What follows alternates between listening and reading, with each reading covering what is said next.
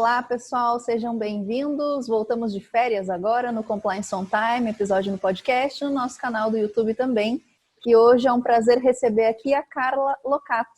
Carla, você sumiu e agora vai aparecer de novo para a gente aqui. Seja bem-vinda. Oi, tudo bem? Boa tarde. Como é que você está, Letícia? Muito obrigada pelo convite. Antes de tudo, gostaria de agradecer por realmente ter recebido esse convite para estar aqui com você, falando um pouquinho sobre a minha experiência, a minha área de atuação. E fiquei muito, muito feliz com o convite. Imagine, eu que te agradeço. E, pessoal, vou apresentar a Carla aqui, para quem ainda não a conhece. Ela é sócia da DUI Compliance Consultoria, advogada trabalhista consultiva, coordenadora nacional do grupo temático GT de Compliance da Associação Internacional de Advogados Law Talks. Criadora de conteúdo do perfil @Carla Locato, e olha, recomendo porque são conteúdos muito pertinentes à realidade, ao dia a dia. Eu sou uma grande crítica de quem fala de compliance na teoria, mas tem pouca aplicabilidade prática.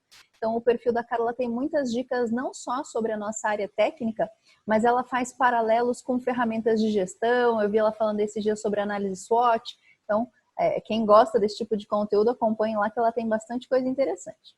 E também é cofundadora da página Conectados pelo Compliance, na qual eles fazem uma série de entrevistas, uma iniciativa com outros colegas também, que em breve vão ser entrevistados aqui, além de inúmeros cursos de especialização, graduação, pós-graduação, LGPD, Compliance, Compliance trabalhista e assim por diante. E o nosso tema de debate hoje é um assunto sobre o qual a Carla tem muita experiência, é expert no tema, eu também já trabalhei um pouquinho com isso, que é compliance para micro e pequenas empresas. É isso, Carla? Eu já quero começar fazendo algumas perguntas para você. Tá bom, isso mesmo. Fica à vontade. Pode fazer as suas perguntas.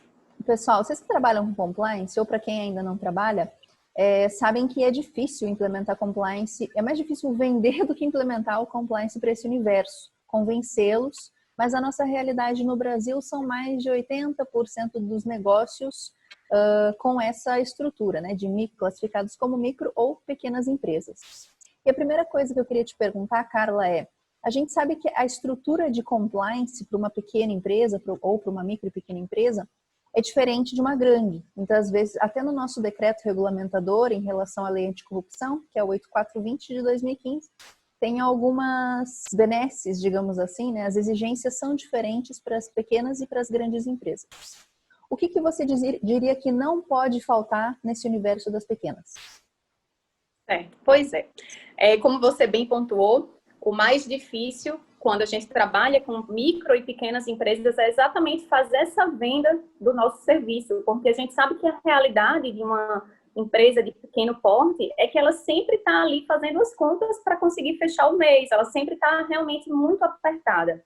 E aí, quando a gente trabalha diretamente com essas empresas, eu considero que o que não pode faltar, já que a gente não consegue implementar, a princípio, um programa 100% robusto, com todos os 9 pilares, é que a gente foque naquilo que realmente é a base estrutural do compliance. Então, eu diria que não pode faltar, antes de tudo, o principal pilar, que seria o suporte e o apoio dessa alta administração, de quem está ali no comando. Não dá para faltar o apoio dele, porque é a partir disso que a gente vai conseguir desenvolver o nosso trabalho. Então, um bom código de conduta também é muito importante, porque lá nós vamos falar sobre missão, visão, valores, qual o propósito dessa empresa, qual a cultura que essa empresa tem. Então, isso é muito importante. Um bom regulamento interno para deixar bem definido quais são os deveres, quais são os direitos, tanto dos empregados como do empregador, o monitoramento, porque sem o monitoramento a gente não consegue dar efetividade a esses pilares que eu já citei, então a gente precisa estar ali realmente monitorando, fazendo os treinamentos. E aí, quando você começou as apresentações, você falou exatamente que eu utilizo algumas ferramentas de gestão. E é exatamente isso. A gente consegue, por exemplo, utilizar a análise SWOT para mapear e para identificar os riscos que essa empresa tem. Então, eu vou lá e vou observar quais os pontos fortes que essa empresa tem, quais os pontos fracos, como que eu posso utilizar esses pontos fortes para aproveitar as oportunidades que existem no mercado, ou como eu posso utilizar para também driblar, para contornar as ameaças, os concorrentes. Então, a gente consegue fazer esse monitoramento, a gente consegue fazer essa identificação dos riscos. Então, eu acredito que o que não pode faltar, a princípio, para estruturar o compliance ou dar início à aplicabilidade desses pilares, realmente são esses que eu listei para você. Muito bom, e você trouxe aqui para a discussão a análise SWOT como uma ferramenta de análise de riscos. Eu gostei muito disso. Podemos falar um pouquinho disso? Não é tão voltado aqui para o tema das micro e pequenas empresas, mas acaba sendo porque é uma ferramenta muito conhecida de gestão.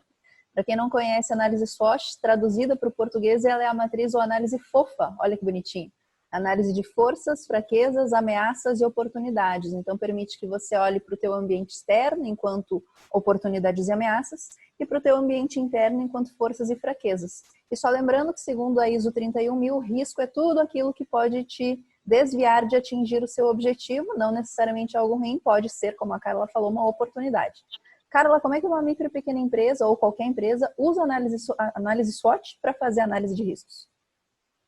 Então, exatamente porque para identificar os riscos e para mapeá-los, a gente precisa conhecer essa organização. A gente precisa identificar, antes de tudo, quais são as características internas, como você bem pontuou. Quais são os pontos fortes e os pontos fracos dessa empresa? Esses pontos fracos podem ser considerados riscos? Riscos que causam um impacto negativo? Como que a gente pode observar também o mercado que essa empresa está inserida? A gente tem que conhecer, não dá para a gente mapear os riscos sem sabermos e sem analisarmos, por exemplo, qual o mercado, qual a área de atuação, quem são os concorrentes. Então, a gente utiliza essa ferramenta exatamente para iniciar a identificação desses riscos. Óbvio que ela é apenas uma das ferramentas e aí a gente já consegue, com essa ferramenta, saber realmente o que é que a gente tem de forças internas e o que é que a gente tem de problemas internos que também podem gerar riscos para essa organização. E, além disso, também tem o ciclo PDCA, que a gente vai ali planejar. Então, antes de tudo, eu vou identificar os riscos. Identificando os riscos, eu vou fazer um plano de ação. Feito esse plano de ação, eu vou colocá-lo em prática. Após colocar em prática, eu vou precisar monitorar para saber o que está acontecendo, se ele está sendo efetivo ou não. E se ele não estiver sendo efetivo, eu tenho que agir. Agir para corrigir o que não deu certo e para perpetuar aquilo que deu certo. Então, a gente dispõe de várias ferramentas que, inclusive, eu falo muito sobre isso porque a gente precisa deixar claro que essas ferramentas não são só utilizadas por grandes empresas. Nós podemos, sim, utilizar essas ferramentas de gestão e de administração como realmente um grande aliado para empresas de pequeno porte e que tem tudo a ver com o compliance. Eu gosto muito do Canvas dentro dessas ferramentas também, ele dá uma visão bem holística. Mas você diria então que daria para a gente fazer uma análise de risco sem mapear processos, usando só essas ferramentas? Não, eu não digo que daria só para fazer utilizando apenas essas ferramentas. A gente precisa sim fazer o mapeamento dos processos, a gente precisa inclusive depois classificar esses riscos, a gente precisa disso para que a gente possa fazer o nosso planejamento de forma efetiva. Às vezes a gente identifica um risco que a princípio ele não vai ter grandes probabilidades de ocorrerem, ou caso ele ocorra, ele não vai gerar um impacto tão grande. Então, a gente tem sim que mapear os processos também, e na conclusão de tudo, a gente tem que definir a matriz. Não adianta a gente ter feito essa identificação se a gente, no final, não consegue propor e apresentar para o cliente uma matriz, até porque a gente precisa decidir isso de forma conjunta. Eu identifico os riscos, mas eu também preciso estar junto dele, junto da autogestão, para saber se aquele risco ele considera como de grande impacto, de médio, de baixo. Então, acredito sim que tem que utilizar essa ferramenta, mas a gente não pode deixar de fazer o mapeamento e a matriz de riscos. Legal, então entrando já na nossa próxima pergunta, que é sobre recursos. Você já deu dicas, e aí, reforçando então para os micro e pequenos, dizem que é errado, sabe, falar micro e pequeno empresário, mas para os donos de micro e pequenas empresas, então, reforçando que todos são empresários, todos são grandes empresários, inclusive, a gente já tem aqui algumas sugestões de ferramentas que podem ajudá-los não só no programa de compliance, mas na própria governança das suas organizações. Análise SWOT foi mencionada, o ciclo PDCA é um ciclo de melhoria contínua, o próprio Canvas, do Business Model Canvas. E então, Carla, você já deu dicas gratuitas e nós sabemos que uma dificuldade nesse segmento é recurso. Muitas vezes sente-se vontade de fazer inúmeras coisas, de ter inúmeras iniciativas, mas não se tem recurso suficiente. Então, o que você diria, qual seria a sua dica para o empresário que quer fazer algo relacionado a compliance, mas não tem recurso disponível nesse momento? Eu diria que a base de tudo e de todo novo projeto é o planejamento.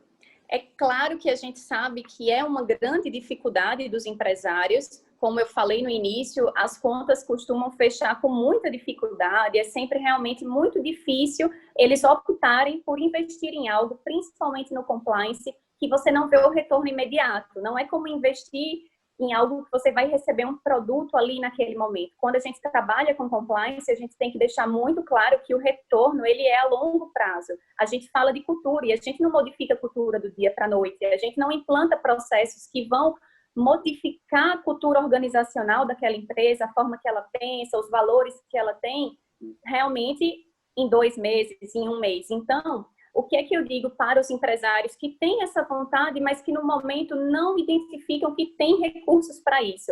É que façam planejamento, porque às vezes eles estão utilizando recursos financeiros para apagar os incêndios. Por exemplo, uma empresa que não tem uma preocupação com seus processos trabalhistas, uma empresa que tem um alto passivo trabalhista, será que esse dinheiro que está sendo empregado já no judiciário, ele não poderia ser utilizado de forma preventiva? A gente não poderia utilizá-lo realmente para implantar um programa de compliance ou algumas das suas ferramentas? Então, esse empresário, ele precisa fazer um planejamento, ele precisa conhecer o negócio dele para saber onde que ele pode realmente cortar para que tenha um retorno, para que tenha realmente um caixa disponível para que ele possa investir e que ele entenda o valor da prevenção, de atuar realmente, de trabalhar de forma preventiva para evitar que os riscos aconteçam. Então, é a minha dica que eu deixo para os empresários que querem, mas que no momento acham que não têm os recursos suficientes ainda. Será que hoje, no meio de uma pandemia, nossos empresários estão mais preventivos do que reativos? Espero que sim, porque a gente viu aí no início da crise que muitas empresas não estavam preparadas para a resposta, que é o terceiro pilar das nossas ações de prevenção, detecção e resposta, olhando para gestão de riscos e compliance. Espero que esse mindset seja desenvolvido e fortalecido. E você falou de planejamento. Diga. Não, queria só deixar um dado que me chocou muito. A gente sabe que as micro e pequenas empresas, elas são a maioria no nosso país, mas teve um dado que saiu agora que foi muito alarmante. Mais de 716 mil empresas, pequenas empresas, fecharam as portas durante a pandemia.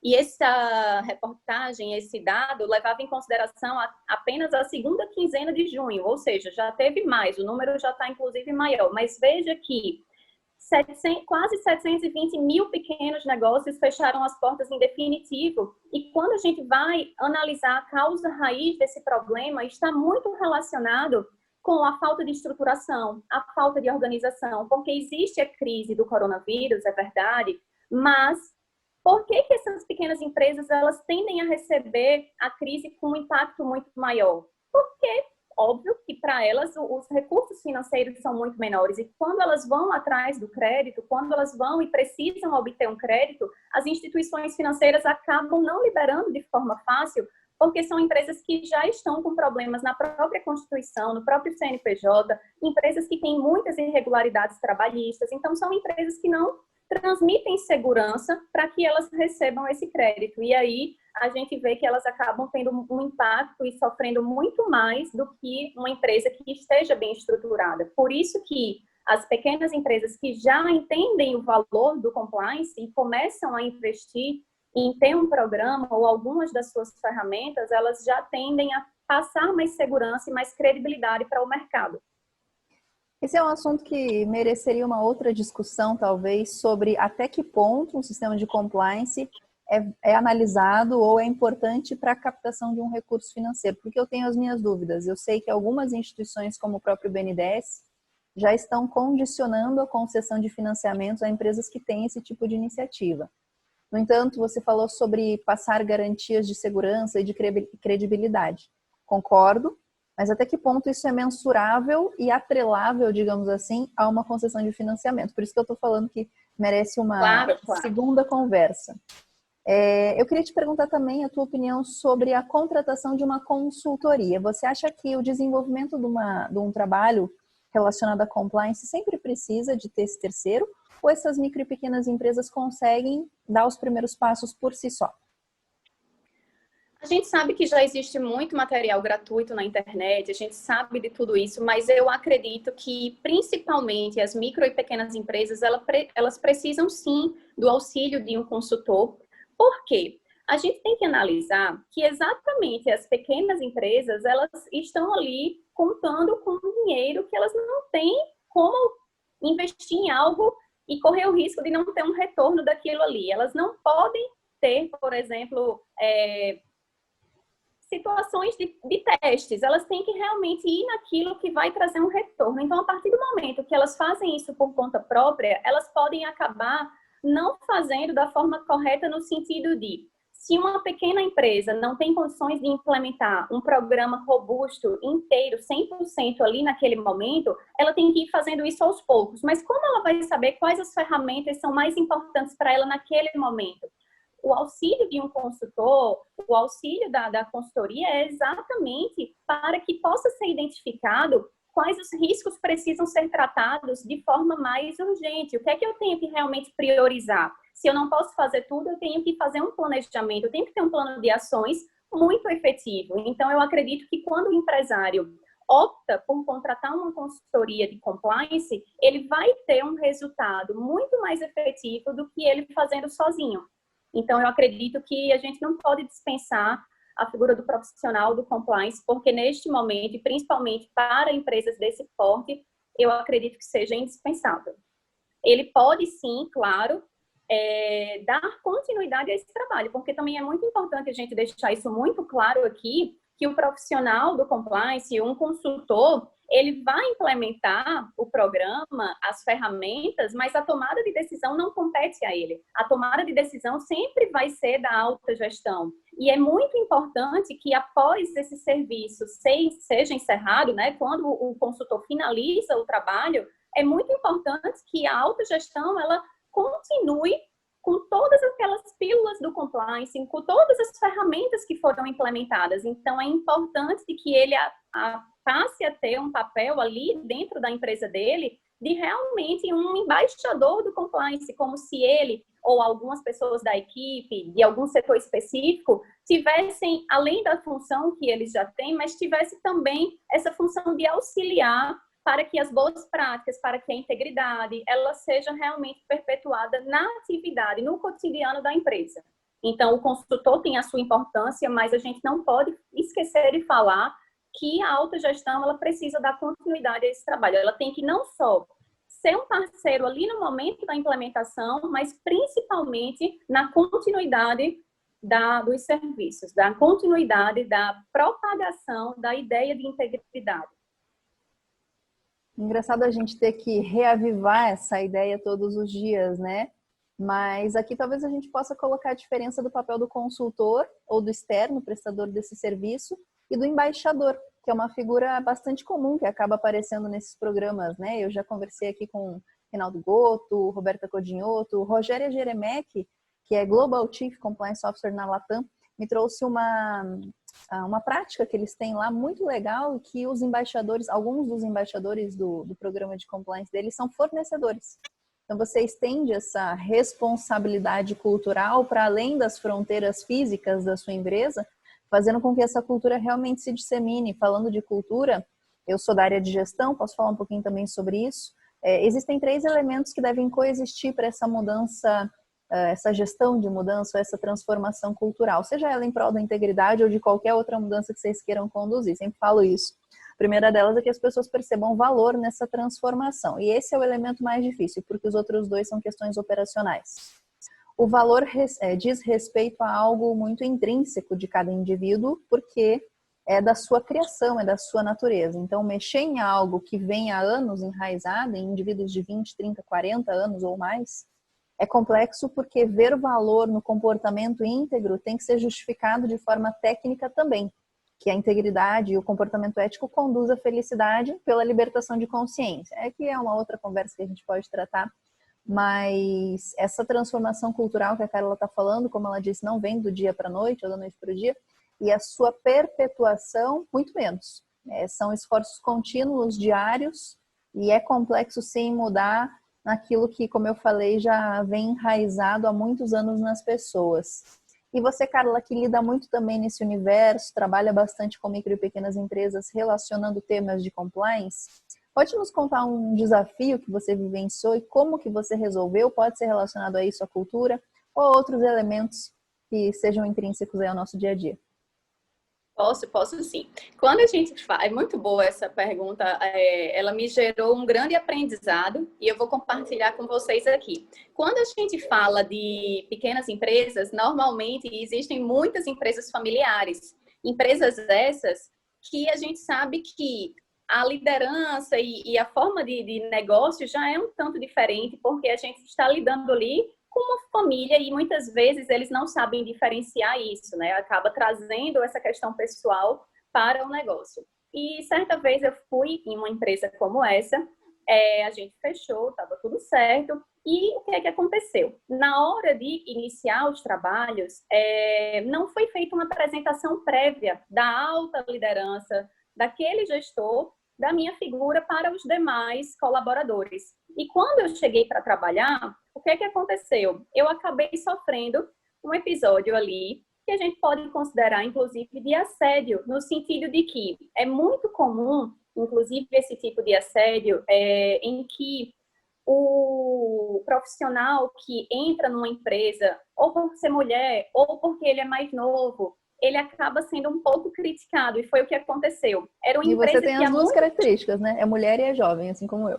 Exatamente, exatamente. Então, o que é que aconteceu? Era uma empresa que já tinha os seus processos assim há muitos anos. Então, eles não admitiam, um colaborador em específico, não admitia que eu, que tinha acabado de chegar ali, ia modificar aquilo que ele já fazia há 20 anos. Então, por que que eu iria fazer isso? Eu não poderia fazer isso. E ele acabou, naquele momento, falando coisas que a gente fica até um pouco desestimulada, a gente vê a dificuldade. Veja que a dificuldade não é vender apenas, não é implementar, mas também esse contato e esse convívio que a gente vai ter. São personalidades diferentes, são estruturas de empresas diferentes, então cada empresa que você entra é de um jeito. E aí, o que é que eu percebi? Não dá para iniciar os trabalhos sem antes ter uma apresentação. O gestor, aquele que está lá tomando a decisão, ele tem que me apresentar para todas as pessoas, ele tem que estar ao meu lado nesse primeiro contato. Então, desde então, eu sempre peço que isso aconteça, para que as outras pessoas, os outros colaboradores saibam que eu estou ali fazendo o meu trabalho, mas que o meu trabalho foi contratado. Eu não estou determinando ou querendo mudar a estrutura da empresa por conta própria, entendeu? Então, foi uma situação um pouco constrangedora, mas que ficou um grande aprendizado. A gente precisa, mais do que nunca, que esse primeiro contato tenha, sim, a participação daquele que nos fez que efetivou o nosso contrato ali, né? Que realmente é responsável por isso, porque senão a gente acaba tendo impasses no dia a dia do trabalho. Ele acaba se tornando mais difícil do que deveria. E como é um projeto longo, né, pessoal, eu vou reforçar aqui, ratificando e reforçando o que a Carla falou, que não só na apresentação do projeto haver essa apresentação da consultoria, mas ao longo desse trabalho, que leva meses, e pode ser que dependendo do modelo de contrato ou do escopo da prestação de serviço que vocês forneçam, vocês fiquem com a empresa por anos, até essa gelatina tomar uma forma e se solidificar, digamos assim, precisa dessa resiliência de todas as partes. Nós, enquanto sabedores de que estamos entrando num território novo e tem muitas pessoas ali há muito mais tempo do que nós, já trabalhando naquela empresa desde que a gente nascia, né? Eu estou com 29, então tem gente com tempo de casa, às vezes, do que mais tempo que eu tenho de idade. E respeitar isso, entender que essas pessoas têm limitações diferentes, que é também uma matéria diferente, e que, em se tratando de uma mudança cultural que leva para a mudança de valor, muitas vezes, elas podem se sentir, inclusive, desafiadas. Ou por que você está falando que eu não tenho uma conduta ética, está vindo aqui me dizer isso? Muito cuidado na abordagem, na forma como essas manifestações da alta administração se refazem ao longo dos meses também. A apresentação e introdução é importante e tanto quanto é a manutenção desse contato, porque volta e meia, dependendo do escopo da empresa ou do tipo de empresa, por mais que seja micro ou pequena, existe uma rotatividade alta. Então, amanhã ou daqui a 6 meses vocês podem ainda estar no projeto, mas pessoas novas não os conhecerem. Esses esforços constantes da alta gestão em apoiá-los, em dar retaguarda, disponibilizar recurso e independência, também se fazem importantes para o sucesso do projeto. Eu aqui, Carla, volta e meia tenho discussões, digamos assim, com um eufemismo, com alguns clientes, porque eles não percebem, não fazem por mal, mas em certos momentos tiram a nossa independência e começam a querer interferir no trabalho, num trabalho que tem que ser conduzido de forma terceirizada e imparcial, né? Justamente essa é a nossa função. E eu queria te pedir aqui o seguinte, vamos pensar então num exercício de que eu sou uma empresária de micro ou pequena empresa, podemos pegar um exemplo clássico aqui, que eu até gostaria, né? Sou dona de um salão de beleza do bairro. Já ouvi falar alguma coisa sobre compliance, mas não sei muito bem o que é. Como é que você me venderia isso e como me convenceria, a gente até pode fazer aqui uma discussão de negociação, a implementar isso no meu salão? O que eu vou ganhar com isso? Muito bom. E foi bom você ter falado do salão de beleza em si, porque outra dica que eu já deixo aqui é que a gente tem que observar qual a área de atuação, qual o ramo de atuação do nosso cliente, porque a gente tem que conhecer as particularidades, né? E falando de salões de beleza, a gente sabe que existe uma rotatividade de funcionários muito grande. E exatamente por isso, e muita informalidade também, é que em 2017 surgiu a lei do salão parceiro. Essa lei, ela é exatamente para que os colaboradores e os profissionais da área de beleza, que normalmente eles não eram formalizados, exatamente para dar mais segurança. E o que é que essa lei diz? Ela diz que você vai fazer um contrato de parceria. Então, aquele prestador de serviço, ele vai entrar ali no salão como um parceiro. E se a gente passar para analisar isso, a gente vai ver que parceiro, ele não está ali na empresa, ele não é um funcionário CLT, ele não é um funcionário registrado. Então, o que é que acontece? A gente tem que ter um cuidado maior, porque aí a gente tem um grande risco de ter uma alta rotatividade da equipe. Então, isso apresenta para a empresa problemas que podem estar relacionados com a imagem reputacional, podem estar relacionados com o próprio atendimento ao cliente. Será que esse parceiro que está entrando ali, ele tem o mesmo propósito que você tem? Será que ele conhece o seu propósito? Será que ele sabe como você quer que seja realmente executado e prestado aquele serviço? Então, levando em consideração agora, como se você fosse dona de um salão e eu estivesse aqui tentando te mostrar e te convencer do compliance, eu começaria dizendo, Letícia, olha, eu estive aqui e eu já observei como cliente algumas situações. Eu sei que você conhece o seu negócio como ninguém. Eu sei que você é a dona dele, sabe exatamente, absolutamente tudo, mas às vezes você está tão focada no seu trabalho ali operacional que você acaba não tendo tempo para analisar questões administrativas, questões da sua própria gestão.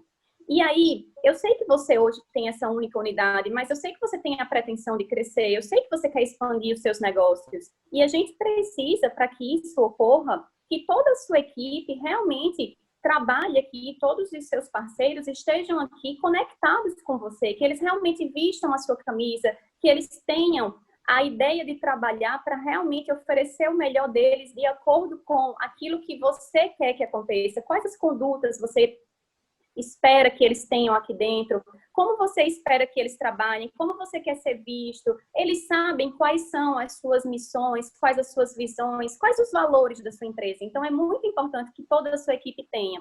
E exatamente pensando nisso, é que a gente pode utilizar algumas ferramentas aqui para melhorar a sua gestão. A gente pode utilizar o compliance, a gente pode utilizar algumas ferramentas individuais para esse momento. Óbvio que a gente não vai falar aqui de um programa de compliance, mas eu quero te apresentar pilares e ferramentas que podem te ajudar a melhorar realmente a sua estrutura, a melhorar aqui dentro como que está o seu ambiente de trabalho, para que seja um ambiente realmente muito harmonioso, para que ele tenha possibilidades de crescimento, para que ele possa expandir. E aí eu começo aqui apresentando para você um código de conduta, a gente pode mapear os seus riscos, essa sua alta rotatividade que você tem se queixado, você sabia que isso tem uma razão? Por que será que os seus parceiros, eles não estão satisfeitos em estar aqui? Por que será que eles tanto buscam outros lugares para trabalhar?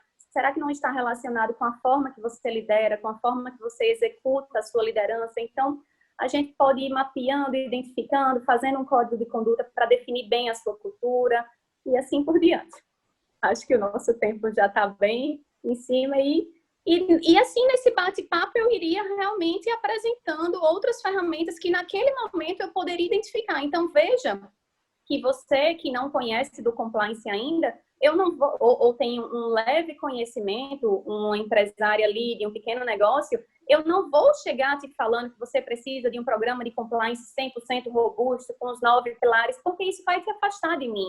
Eu não vou conseguir vender o meu serviço para você e, principalmente, eu vou estar oferecendo algo que você, naquele momento, não tem condições de arcar e que talvez você não precise daquilo tudo, entendeu? Então, é muito de ter essa sensibilidade de saber qual o seu negócio, identificar as legislações específicas do seu negócio, para que assim eu possa ter um plano de ação muito mais efetivo e até essa conversa inicial ser muito mais proveitosa do que se eu chegasse simplesmente, ó, você precisa de compliance, mas aí o empresário se quer saber o que é compliance, ele não entende que aquilo ali pode ser para ele, ou então quando ele sabe, o que é que a gente também escuta muito? Ah, compliance é apenas para quem tem relação com o poder público, ou para quem participa de licitações, eu não preciso disso. As pessoas ainda têm muito essa associação, então a gente precisa desmistificar essa ideia de que compliance é para multinacionais ou para empresas que estão em contato direto com órgãos públicos. Por que não? A gente utiliza o compliance como uma ferramenta de gestão empresarial, uma ferramenta que vai facilitar e vai prosperar essa empresa, vai permitir que os negócios dela possam realmente estar muito mais fortalecidos e organizados em conformidade com todas as legislações, boas práticas, condutas éticas, íntegras. Essa é a ideia principal. Muito bom. E fazendo uma síntese aqui, então, mental, porque hoje não estou com meu caderno, mas de tudo que a Carla falou, vamos ver se eu consigo recapitular. Começando aqui pelo final, olha só. Você não precisa ter um rótulo específico para ter compliance ou para ter ética, uma vez que eu vou recapitular um conceito que eu sempre uso também. Ética é o respeito ao limite do campo alheio. Então, enquanto seres, nós precisamos simplesmente existir para ter ética. E as organizações da mesma forma, enquanto seres que se relacionam, enquanto entes que se relacionam com outros entes e com outras pessoas, não precisa ter tamanho, fórmula ou receita para dizer que se tem um comportamento íntegro, precisa simplesmente ser uma instituição. Outra coisa legal que ela falou foram os pilares básicos para micro e pequenas empresas começarem esse trabalho, o apoio da autogestão enquanto lideranças que são difundidas e são conhecidas corpo a corpo, uma vez que essas estruturas tendem a ser menores, diferente de grandes empresas em que nem sempre você tem contato direto com o líder, e um código de conduta que é a espinha dorsal de qualquer programa de compliance. Tem muitas ferramentas gratuitas também hoje disponíveis, ela já falou aqui, peço até para ela daqui a pouquinho comentar onde é que a gente pode encontrar um pouquinho dessas ferramentas. A consultoria é importante, a opinião do terceiro externo é importante, mas a continuidade dessa cultura que é desenvolvida ou fortalecida é responsabilidade também da própria organização. O desafio que ela vivenciou foi porque muitas dessas empresas têm características familiares, então tenham o cuidado de que quando fizerem aí o abre alas do projeto de vocês, sejam formalmente apresentados e as pessoas saibam para que vocês estão ali, o que vocês estão fazendo. E por fim, aí ela falou um pouquinho das dicas de gestão, que compliance, vocês sabem que está dentro de um grande pilar de governança. Hoje em dia tem se falado muito de ESG, né? Environmental, Social and Governance, os pilares do selo. Eu estou aqui na Europa agora e realmente isso tem sido cada vez mais discutido dentro do mundo corporativo. Então, Carla, eu quero te agradecer de novo, foi uma grande aula e é sempre um prazer poder falar com você. E quero pedir para que você deixe aqui suas mensagens finais com dicas, recomendações ou o que você quiser. Tá, eu que te agradeço mais uma vez e eu vou deixar 2 dicas. Eu vou deixar uma dica para um empresário que esteja nos ouvindo e nos assistindo e também para um profissional de compliance, um consultor. A dica para um empresário é que é muito importante entender a necessidade de trabalhar de forma preventiva, de adotar as boas práticas, a ética e a integridade para que o seu negócio ele tenha um diferencial, para que o seu negócio realmente ele perpetue por muitos e por muitos anos de forma segura. É muito mais eficaz a gente trabalhar de forma preventiva do que a gente utilizar esse dinheiro, esses recursos para apenas apagar os incêndios, para contornar os problemas que foram causados e que poderiam ter sido evitados se a empresa dispusesse de princípios do compliance. E para os profissionais que trabalham nesta área, fica aqui a minha dica de que É um mercado realmente muito promissor. Existem muitas áreas de atuações no sentido de que você pode trabalhar para empresas de vários portes. A gente tem que estar constantemente estudando e aprendendo cada vez mais. Eu sigo assim e fica aqui a minha dica para que você, que também tem o desejo, caso não trabalhe ainda, e que saiba que existe muitas oportunidades e que basta que realmente nós estejamos preparados para recebê-las. E é isso, quero te agradecer mais uma vez pela oportunidade e pelo convite. Foi uma honra e um imenso prazer dividir esse momento com você. Obrigada, Carla. Obrigada também pelas dicas. Obrigada ao pessoal que nos assiste e nos ouve. E esse foi mais um Compliance on Time. Até a próxima.